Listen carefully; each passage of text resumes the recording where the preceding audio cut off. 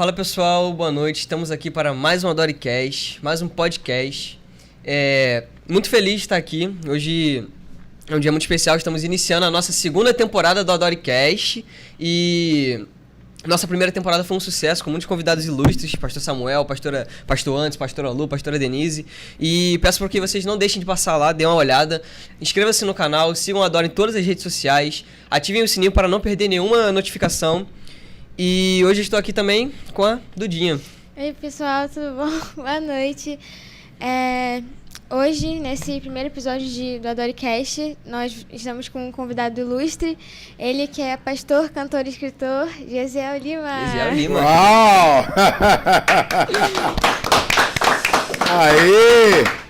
Muito bom, gente. Obrigado, muito bom, galera do Adoricast. Aqui, obrigado à turma do Adore por essa oportunidade de estarmos aqui compartilhando um pouquinho da minha história, da minha vida. Que bom, né? Que bom a gente estar aqui nesse projeto. E bora lá. Pastor Gesiel já é parte da casa, né? Então, pra quem não te conhece, pra quem tá vindo aqui pela primeira vez, quem é o Gesiel Lima? Rapaz, que pergunta. Bom, Gesiel Lima é de 1976, 48, caminhando para os 48 anos. Nascido e criado no Evangelho, né? Eu costumo dizer que eu, por um triz, não nasci dentro da igreja. Porque minha mãe era dirigente de círculo de oração. Isso aí, para quem tem raiz assembleana, vai entender bem como é que funciona isso.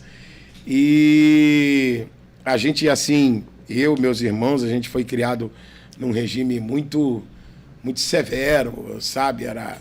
Era igreja, escola, casa e quase nada de rua e tal. Então, os antigos, né, tinham essa tradição, né? Tipo, sofra eu, mas não sofra a obra, né? Quem for da antiga aí vai entender isso. E aí, por conta disso, eu digo que eu quase nasci dentro da igreja. Sim. Porque minha mãe estava na igreja dirigindo a oração, e aí passa mal e tal, e sai de dentro da igreja, entra no carro, e eu nasci na maternidade em Campinho. Não sei se ainda tem essa maternidade, há uns anos atrás, mas a igreja era Irajá. Eu nasci em Campinho, e desde então, né, desde quando eu me dou por gente, que eu estou no Evangelho até hoje, caminhando firme, graças a Deus. Nunca me afastei, nunca me desviei, nunca... Eu até tentei ir pro mundão, mas não dava. Mas... E hoje, já há mais de 30 anos viajando. Eu comecei muito cedo, né? Apesar vou fazer 48, mas as primeiras viagens que fiz para pregar o Evangelho fora do estado do Rio de Janeiro, eu tinha 14 para 15 anos. Bem novo. Naquela época, né, quem for mais antigo aí vai lembrar, naquela época o pai tinha que emancipar. Sim. Né? Tinha que emancipar. E aí, ali começa a minha jornada e não parei até hoje. O senhor teve algum desânimo na sua caminhada, alguma adversidade que fez você querer parar? Você falou que nunca parou, nunca se desviou, mas o que você quase foi, né? Você falou que quase foi pro mundão, né? E o que então, aconteceu? Você falou um negócio legal. Quando eu estava com uns 15 para 16 anos, teve um concurso de música na escola, e aí é que eu vou contar sobre esse episódio. E aí minha irmã mais velha, se tiver assistido, vai lembrar, porque foi ela que me entregou pro meu pai. Uhum. Mas assim, entregou no bom sentido, porque talvez se não fosse essa iniciativa dela, eu não sei se eu estaria aqui hoje. Mas o que aconteceu? Eu, com 15 para 16 anos, eu já cantava no coral da igreja. Sim. Eu já era primeiro tenor no coral da igreja. E aí teve um concurso de música na escola que eu estudava, e isso acontecia. Hoje eu não sei se acontece tanto, mas antigamente isso acontecia muito nas escolas, né? Esse lance de concurso de música e tal. Às vezes ainda acontece ainda. E o diferencial naquele concurso era que tinha uns empresários ali que estavam buscando, na época, estratégia para lançar gente nova no mercado secular. E aí eu na época entrei no concurso, mas não era para cantar louvor, não era para cantar hino, não era nada disso. E a galera na escola, né, muita gente, onde eu chego o pessoal fala, a galera na escola me chamava de Timaya. Timaya. De chamar, eu naquela época, eu não era pastor, mas eles me chamavam de Pastor Timaya. Olha que doideira. Me chamavam de Pastor Timaya. Aí, o que eu fui fazer? Fui cantar uma música do Timaya, né? E aí, ganhei. Ganhei o concurso. Só que assim, eu fiz tudo, o concurso tudo calado, sem falar nada. Minha irmã mais velha, a Miriam, que hoje é advogada, e a minha irmã do meio, a Keila, elas estudavam comigo, as duas sabiam. E eu fui ali coagindo elas para não contar nada pro meu pai já era pastor e tal. E assim, a gente foi segurando. Chegou uma hora que elas não aguentaram, contaram tudo pro meu pai. E aí os empresários estavam lá, viram, gostaram, me chamaram para fazer proposta, tal. Mas eu de menor, Sim. Meu pai teria que autorizar, aquela coisa toda. Foi quando antes disso elas foram lá, contaram pro meu pai. E aí quando foi um dia, para minha surpresa, eu estudava de manhã e eu empolgado, os caras na época falando em dinheiro, era coisa muito alta, eu não me lembro agora a quantia, mas eram cifras altas e tal. E aí um dia meu pai chega na escola, e não era suposto ele me buscar naquele dia, mas ele foi me buscar, e aí me colocou no carro, e aí começou a conversar comigo, olha, eu tô criando você para ser pastor, eu sonhei com você, e aí meu pai vai me revelar. Na época, eu não sabia esse nome que eu tenho hoje. Sim. Meu pai me deu esse nome em homenagem a um pastor, que é pastor até hoje, já está com quase 90 anos. Caramba. Que é o pastor Gesiel Gomes, que é uma referência para mim, eu chamo ele de pai. Eu não tenho meu pai faleceu em 99, mas eu chamo o pastor Gesiel Gomes até hoje de pai, a gente se fala sempre. E meu pai me deu esse nome em homenagem a ele. E aí meu pai me chama, e nesse dia que eu estava todo empolgado com o lance do concurso e tal, com proposta dos caras, aquele lance todo, meu pai me chama e diz assim, olha, Deus me mostrou você antes de eu casar com a sua mãe. E aí foi me contar, olha, eu era solteiro no interior do Rio de Janeiro, sua mãe veio... Aí a história da minha mãe já sabia, que ela já tinha me contado. E Deus falou que eu ia casar com a sua mãe, que eu ia ter 5 filhos e que os 5 filhos seriam pastores. Então, e Deus falou para mim, seu primeiro filho vai ser homem. E ele vai se chamar Gesiel. E aí meu pai depois vai descobrir o pastor Gesiel Gomes, aquela coisa toda, enfim. E aí quando meu pai me conta toda essa história, ele falou assim, então você vai trocar tudo isso por essa carreira na música secular? Meu irmão, aí dentro do carro virou uma choradeira e foi aquela aí foi embora, passou. Mas assim, esse é o que eu digo, um quase escorregão, sim. Não é? Mas aquilo me balançou na época. Eu por um triz, se meu pai dissesse para mim assim, ó, vai lá, faz o que tu quiser, eu te confesso que eu iria. E você citou ao longo do seu diálogo que seu pai já sabia basicamente que você ia ser pastor. Uhum. Então eu queria te perguntar quais foram os desafios da sua caminhada até você se tornar de fato pastor. Uau. E os desafios da sua caminhada pastoral, basicamente, porque a gente sabe que ser pastor é uma responsabilidade muito grande. Uhum. Bom, é muita coisa, né? Eu tô te falando aí de mais de 30 anos caminhando como pastor. Eu fui ordenado ao pastorado eu casei em 2001, um pouquinho antes. Foi mais ou menos em 2000, eu estava noivo da minha esposa, quando eu fui ordenado ao pastorado. Então estamos falando aí só de pastorado aí 23 anos. Né? Antes disso eu era evangelista e tal. Bom, os desafios são muito grandes, até porque eu venho de uma geração que isso durou um bom tempo, depois sumiu, agora graças a Deus está voltando, mas que eu venho de uma geração que, e principalmente do meio, né, que eu vim, que é o meio pentecostal, assembleano, a gente sonhava muito com a questão do ministério. Sim. E os pastores, os que vieram antes de nós, eles faziam muito isso. Eles colocavam na cabeça dos jovens que eles tinham que ser pastores. Então, a gente já crescia com esse desejo de ser pastor e tal. E aí, eu venho dessa geração. Mas, por outro lado, esses pastores que nos incentivavam, eles não tinham muito o que hoje é alguma coisa mais comum, digamos, de compartilhar a questão do sofrimento, do dia a dia, de rejeições, de lutas que a gente poderia enfrentar. Então, eu digo assim, que muita coisa... E aí a minha formação, né? Eu devo a Deus e devo depois ao meu pai, porque foi com ele que eu aprendi tudo, né? Não apenas como um filho, mas também como um pastor.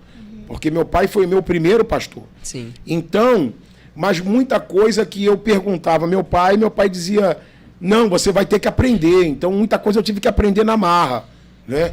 Principalmente, e aí eu vou falar aqui com muita gente que pode estar assistindo a gente agora, principalmente com aquela questão de ser filho de pastor. Meu pai, que guerra! Porque assim, hoje isso tem mais um entendimento, né? Mais ou menos, mas há tempos atrás, a concepção que se tinha, principalmente aí eu vou falar, né, do meu povo, do meio assembleano, era de que filho de pastor era alguma coisa intocável, era alguém que não podia errar em hipótese alguma, não podia falhar em hipótese alguma. Isso gerava muita cobrança, eu tive muita cobrança. Um peso também muito grande, né? Um peso fora do comum. Essa cobrança. E aí, como meu pai, né? E aí eu volto na questão do meu pai. Como meu pai vem dessa criação, ele vai repassar aquilo que ele aprendeu. Sim. E ele trazia essa cobrança para dentro de casa. Então, assim, a gente vivia debaixo dessa cobrança quase que 24 horas. Eu, meus irmãos, a gente vivia debaixo disso o tempo todo. E foi muita pressão, muita. Eu vou te dizer a verdade, para hoje meus irmãos, estarmos de pé, eu digo que foi a mão de Deus, a misericórdia de Deus e muita determinação, muita coragem, porque a cobrança não foi fácil, não. Mas essa pressão, de certa forma, foi bom, né? Sim, eu digo que foi boa. Talvez, né? Talvez, alguns amigos sempre dizem, pastor, mas como é que é essa sua infância e tal? Eu diria que não foi aquela infância tão comum, né? Tão comum que eu diga assim, o senhor passou muito tempo jogando bola, o senhor passou muito tempo jogando bola de gude, eu até gosto de jogar bola de gude e tal, o senhor passou muito tempo soltando pipa, poucas vezes, né? Tô falando aí da minha época, a galera hoje é outra vibe, mas enfim. Eu digo poucas vezes, por quê? Porque a gente tinha essa cobrança, né? Então, assim, tipo, passava alguém da igreja na rua e dizia, ia lá, o filho do pastor tá soltando pipa. Caramba, meu. Aí, o filho do pastor tá jogando bola de gude. Gente, o filho do pastor é humano também, né? É humano, como pessoa. Como qualquer um outro. Mas, assim, eu acabei tendo digamos que um amadurecimento precoce, né? Porque eu era o filho mais velho. E aí muita coisa, meu pai, eu com 15 anos, 16, meu pai compartilhava muita coisa da igreja comigo e tal, e eu sabia de muita coisa, e ouvia, e sabia guardar, tanto que hoje, eu com 48 anos, eu vou fazer 48, eu tenho muitos pastores que são meus amigos, que têm 60, Sim. 70 anos, que eu sento com eles pra gente almoçar. Estou falando fora de igreja, né? Para a gente jantar, e eles conversam comigo, coisas assim. Por quê? Porque eu tive esse amadurecimento muito, muito precoce, né? Então, aprendi a ouvir, aprendi a guardar, aprendi muito cedo a aconselhar, aprendi muito cedo a ouvir coisas assim, né, das mais graves, das menos, mais... e compartilhar, e ouvir, e orar, e aquela coisa toda. Então, eu cresci nesse meio. Então, para quem não sei, alguém aqui que viveu isso, né? Eu sou, digamos que aquele abacate meio verde que a vovó pegava, enrolava no jornal e colocava no forno, para amadurecer. Eu vim desse jeito aí. Pastor, você acha que a igreja tem recuado muito em questão desse incentivo sobre ser pastor, sobre as crianças e os adolescentes hoje em dia serem mais cobrados a isso, a terem um ministério? Porque, querendo ou não, os adolescentes ultimamente têm meio enfraquejados, né? Com todas essas coisas que o mundo vem nos proposto, né? O que você pode dizer sobre o seu tempo e o tempo de hoje? Olha, você tocou num assunto muito sério. O que acontece? A gente... como eu digo, aí eu preciso voltar nessa questão. A gente cresceu nesse meio, né? Muitos pastores foram formados nessa época, muitos hoje casados, que são até avós, enfim. E aí depois a gente entrou numa outra era, né? Eu digo depois que eu falo ali dos anos 2000, mais ou menos, para frente. A gente entrou numa outra era de que o crente, que na verdade, os que estavam lá atrás não estavam errados em querer incentivar muito a questão do ministério em si. Eles só não tiveram o equilíbrio, presta bem atenção quem está aqui acompanhando a gente, eles não tiveram o equilíbrio de dosar isso com a questão profissional, né? Quando chega nos anos 2000, aí vem um outro lado dessa situação. Foi quando os pastores começaram a dizer aos jovens e aos adolescentes: não, você tem que ser médico, você tem que ser juiz, você tem que ser advogado, você... Ok, isso Deus vai usar. Sim, a gente tem que ocupar, né? Minha pastora, a pastora Elisete Malafaia, fala muito sobre isso, né? Ocupar os 7 montes da sociedade. A gente tem que ocupar, sim, os tribunais, enfim. Só que lá atrás, os que vieram antes, né? Os da minha época, eles diziam que nós tínhamos que ser apenas pastores. Sim. Hoje, na verdade, a gente entende que você pode ocupar esses dois lados, né? Ocupar esses dois lados. E aí, quando vem essa onda aí, nos anos 2000, de que a gente tinha que ser médico, tinha que ser advogado, aí os pastores, ok, então é isso aqui, e deixam completamente de lado a questão eclesiástica, deixam de lado o ministério e tal. E isso foi gerando um esfriamento, né? Isso foi gerando um esfriamento e tal. Tanto que meu pastor hoje, eu sou da Assembleia de Deus de Vitória em Cristo, na PM, meu pastor Silas Malafaia. O pastor Silas Malafaia me lembra há uns... Eu estou com ele lá já, vai para uns 13 anos, mais ou menos. Eu me lembro que ele começou a falar isso com a gente. Olha, eu quero... E eu venho dessa mesma escola que ele veio. Ele diz, olha, eu quero consagrar aqui pastores com 26 anos, com 25 anos, com 24 anos e tal. Aí ficava assim, um olhando para a cara do outro. Por quê? Exatamente por isso, porque essa onda dos anos 2000 que foi para um outro extremo, de que deveria ocupar todos os setores da sociedade como devemos ocupar, não retiro, devemos sim, mas não podemos esquecer do altar, não é? Porque é aquilo que a Bíblia diz em Eclesiastes 1, verso de número 3, 2 ou 3, se não me falha a memória, uma geração vai e outra geração vem, né? Então tem que ter alguém para ocupar. Eu digo hoje, e talvez alguém até se assuste no que eu vou falar, mas eu digo hoje que eu estou numa geração que está indo. Não, pastor, mas só tem 48 anos. Mas eu já estou há mais de 30 anos pregando, né? Hoje eu já não tenho a força mais de antes, enfim, já. Só para vocês terem uma noção, eu já troquei de passaporte 7 vezes. Caramba. De tanta viagem ao redor do mundo. Não é troquei de passaporte porque o passaporte venceu, não. É de tanto carimbo, de tanta viagem, de diversos países, enfim. Então, hoje eu estou nessa geração que está indo, né?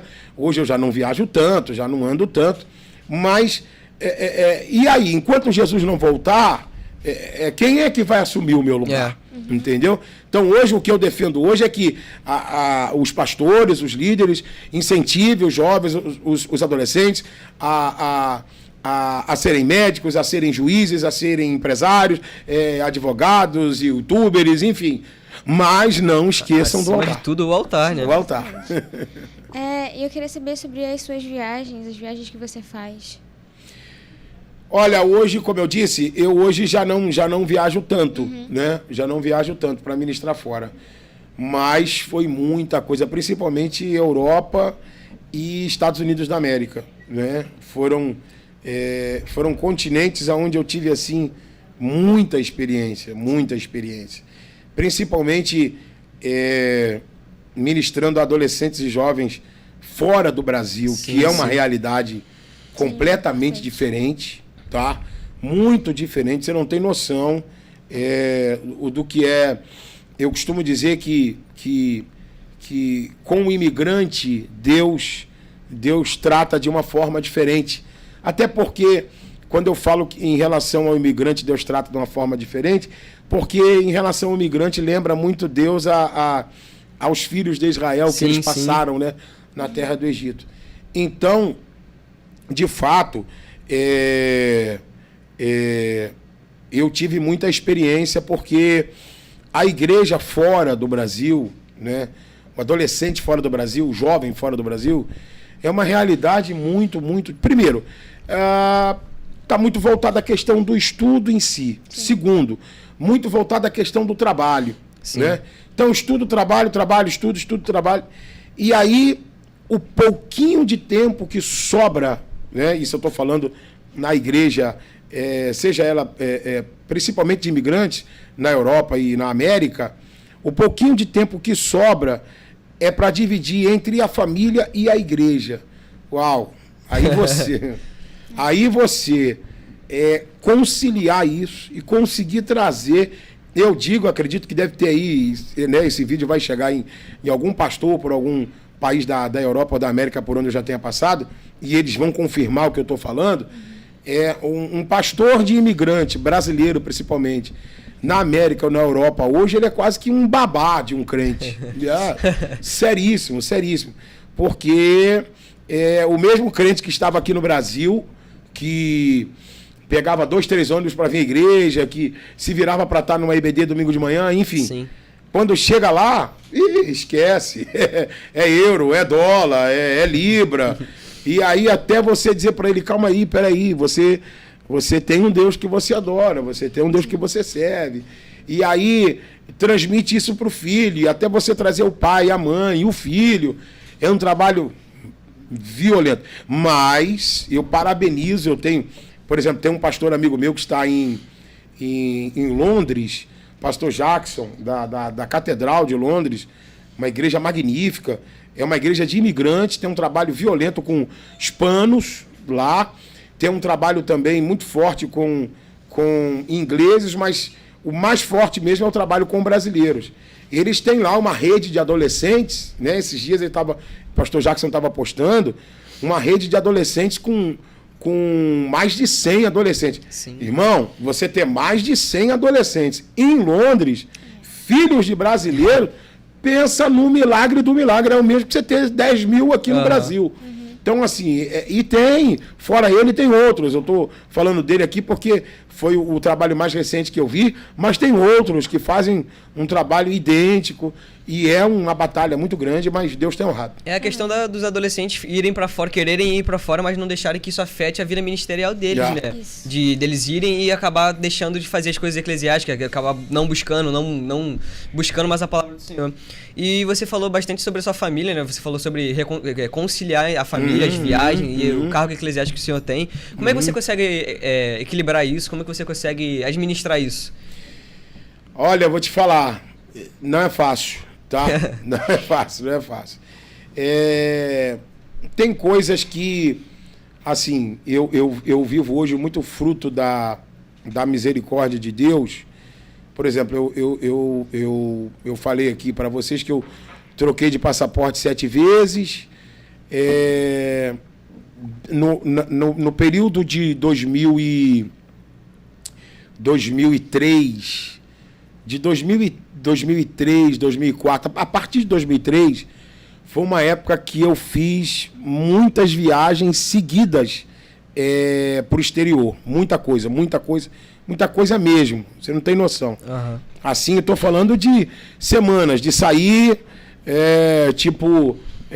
sair numa quarta, chegar na Europa, chegar, por exemplo, em Londres, numa quinta, pregar em Londres, quinta, sexta, sábado, domingo, pegar o voo na segunda-feira, voltar para o Brasil. Depois viajar na outra quarta de novo, ir para Portugal. Depois viajar na outra semana. E assim, um monte. E aí, eu sou pai, eu tenho 2 filhas. A minha filha mais velha é a Débora. E a Débora hoje, aconteceu com ela, e aproveitando aqui que a gente está num podcast aqui dos adolescentes, né, da galera do Adore, aqui da Nova Jerusalém. A Débora, ela hoje vive o meu chamado. Sim. E aí, eu diria para vocês que estão aqui, para quem está assistindo a gente, que a Débora vivendo o meu chamado, Débora tá com... Eu tô com 22 anos de casado, Débora está com 21 anos. Um ano logo depois que eu casei com a minha esposa, ela engravidou da Débora. A Débora viveu o meu chamado hoje, para mim é uma surpresa. Por que é uma surpresa? Pô, pastor, mas o senhor não esperava isso? Eu te diria que não. Por que não? Porque a adolescência, a infância e a adolescência da Débora foram os períodos que eu mais viajei. Uhum. E eu passei pouquíssimo tempo com ela. Você achou que essa ausência podia interferir em alguma coisa? Entendeu? Então, assim, tanto que, olha que doideira, é a mão de Deus, pura mão de Deus. Tanto que a Débora, ela hoje está no Cefenai, lá em Dallas. Débora está no Cefenai, em Dallas, no Texas. Débora está fazendo Ministério Pastoral, psicanálise. Caramba. Ministério Pastoral, psicanálise e teologia. Então, assim, 3 anos e meio, ela foi em janeiro, vai passar lá 3, né, esse ano, final desse ano agora, completa o 1º ano.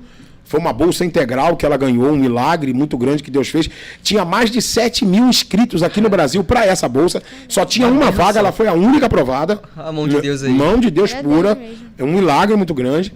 Mas, enfim, a Débora, quando ela fez teste vocacional, a Débora queria trabalhar com autismo, com crianças, né, portadoras de autismo, né, ela estava fazendo psicologia, né, para depois fazer a especialização, para fazer neuropsicologia. E assim, eu todo feliz. Porque ao mesmo tempo, muita gente chegava para mim, muitos pastores diziam: cara, e aí, tua filha vai cantar? Tua filha vai pregar? E eu dizia: cara, não sei. Mas eu dizia aquele não sei com peso na consciência, tipo assim, poxa, se eu tivesse ficado mais tempo com ela, sim, quem sabe ela, né? E eu ficava assim, caramba, e eu preguei em tanto lugar, viajei o mundo inteiro, fui para tudo quanto é canto, rodando e tal, incentivei tanto filho, tanto, né, principalmente filhos de pastores, porque os filhos de pastores se identificam muito comigo, né, porque eu sou filho de pastor, sim, sim. E aí muitos deles chegam para mim com um problema dos mais diversos, muitos pastores, cara, meu filho e tal, eu vi tua história, chama ele, chama minha filha e tal. E aí eu tinha aquela cobrança, eu ficava, caramba, poxa, ajudei tanto filho de pastor, consegui e tal, e aconselhei, era no telefone, era pessoalmente, era mandando e-mail, era na época do MSN, mandando mensagem, aquela loucura toda e tal.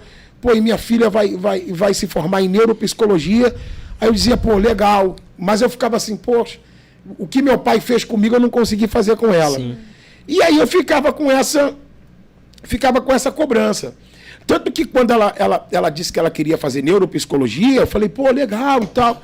Mas no fundo eu ficava... E eu me lembro, engraçado, rapidinho aqui, eu me lembro que ela com uns 10 anos para 11, ela começou a querer cantar.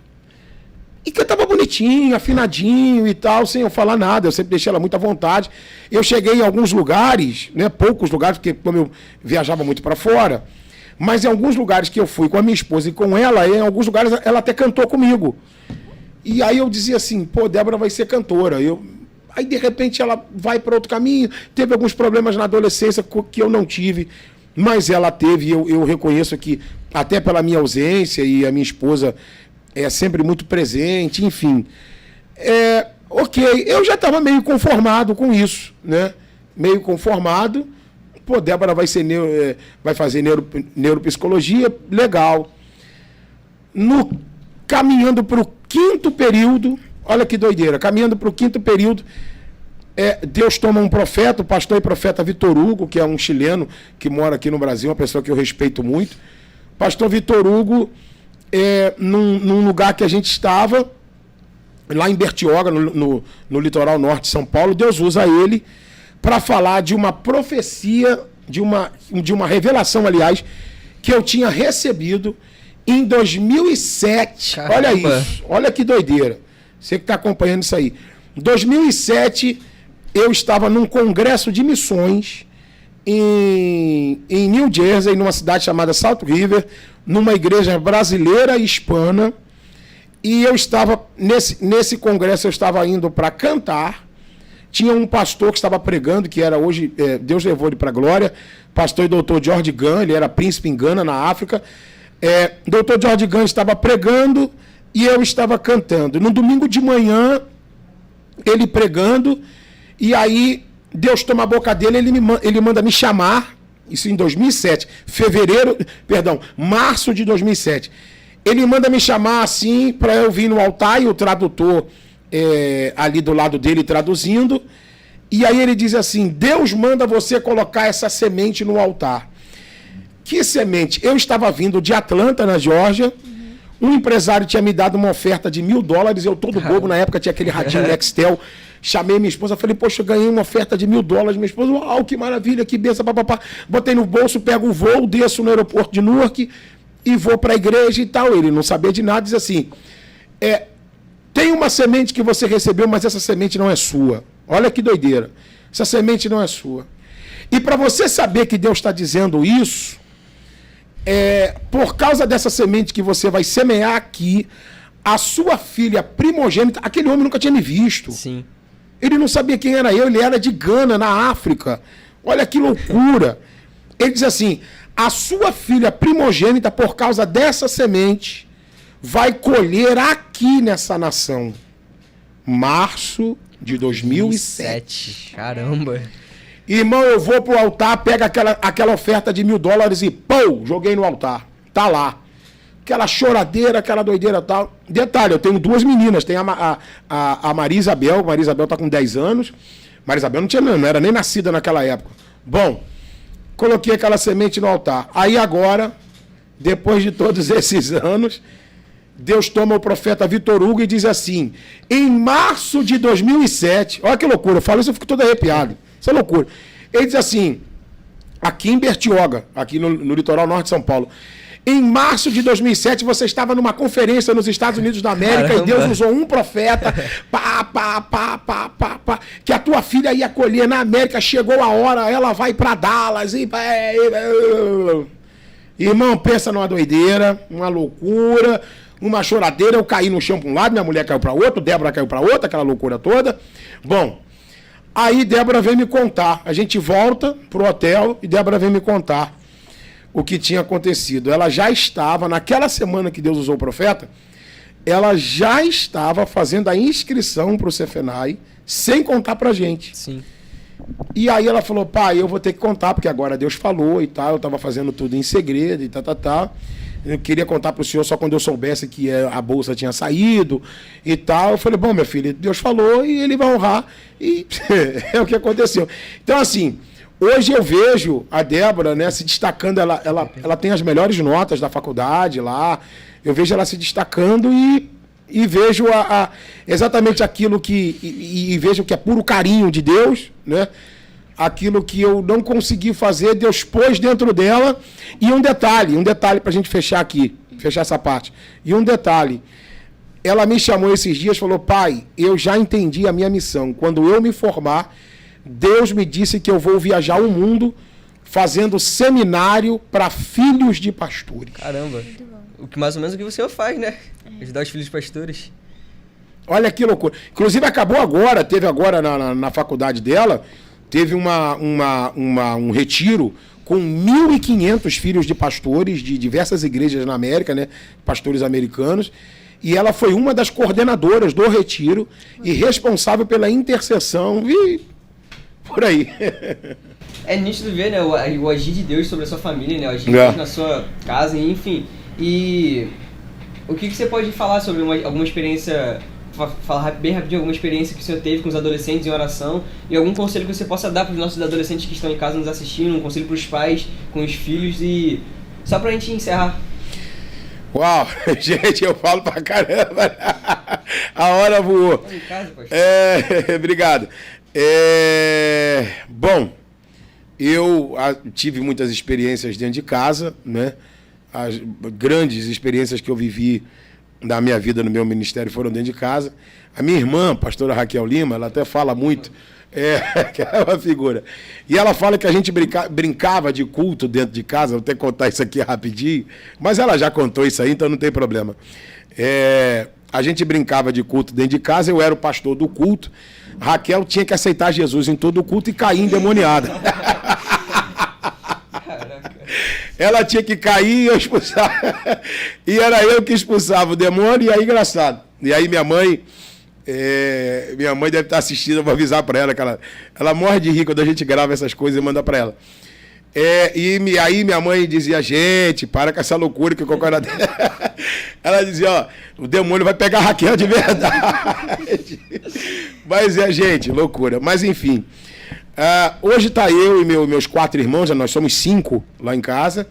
Tem a Miriam, como eu disse, que é advogada.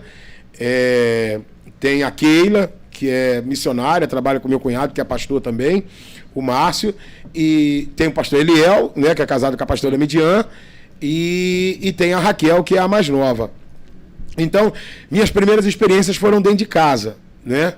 Fora essas experiências que eu vivi dentro de casa, ministrando principalmente a filhos de pastores, Deus, ao longo desses anos, assim, me deu surpresas das mais, sabe? Eu assim, não vou citar nome, nem citar países, até para preservar, sim, porque sim. Foram questões muito pessoais, são pastores, amigos, que os filhos estavam à beira, filhos à beira de suicídio, outros com problema com drogas, outros, enfim, problemas dos mais, vocês não têm noção. E Deus me deu a oportunidade de, orando com eles, conversando com eles, ministrando na vida deles, sendo boca de Deus na vida deles. Hoje eles estão restaurados, hoje eles estão casados, hoje a maioria deles também são pastores, né? Outros que odiavam o ministério do pai, porque o pai tinha muito tempo para o ministério, pouco tempo para dentro de casa. E aí, sabe, bondade, misericórdia de Deus, Deus me proporcionou a oportunidade de conseguir contornar, né, com a graça de Deus, tudo isso. Então isso hoje me dá um orgulho santo, se eu posso dizer, e aquela sensação de missão cumprida. Eu agora, recentemente, até vivi uma experiência parecida. Eu fui a um retiro de adolescentes e jovens na Irlanda, em Dublin, na Irlanda. Foi até uma experiência, uma igreja de brasileiros, tinha alguns irlandeses também e alguns hispanos. Tinha lá, entre adolescentes e jovens, tinha lá, foi agora esse ano, foi agora em julho, tinha lá uns mais ou menos 140, 150. Foi assim algo power, magnífico que Deus fez. Foi a última experiência que eu tive fora do Brasil. Então isso me dá muita sensação de dever cumprido. Pastor, o conselho para os pais incentivarem mais os filhos, o que você pode dizer para os pais para ter mais, não ter peso, mas ter uma consciência dos filhos que eles fazem, né, no celular, essas coisas assim? Olha, hoje a gente vive uma geração moderna. A gente diz hoje, né, meu pastor inclusive diz muito isso. hoje a gente tem acesso a muita informação, né? Excessivamente, muita informação, mas pouco conhecimento. Sim. Porque o conhecimento ele está ali no repartir, no compartilhar. E o que eu diria aos pais hoje é: não entregue seus filhos a isso aqui, tá? Não entregue seus filhos a isso aqui. Aprenda a monitorar o que seus filhos estão assistindo, tá? De preferência, tá? Parece até loucura o que eu vou dizer, mas existem estudos científicos que comprovam isso. Eu não consigo acreditar que um pai, uma mãe, que tem um filho de menos de 12, de 14 anos, presenteie um filho com celular, com acesso à internet, e diga: não, pastor, eu ensinei. Não. E não precisa ouvir a mim, por favor, não precisa ouvir a mim. Tem estudos com gente muito gabaritada que comprova o perigo que isso traz. Então, o que eu te diria hoje é: não é a igreja que ensina o seu filho, é você que ensina ele dentro de casa. Tanto que a Bíblia diz: ensina o menino. No caminho. A Bíblia não diz igreja, ensina o menino, pastor, ensina o menino. Aquele conselho ali, ele é ao pai, ele é à mãe. O que você faz é o que seu filho vai repetir, né?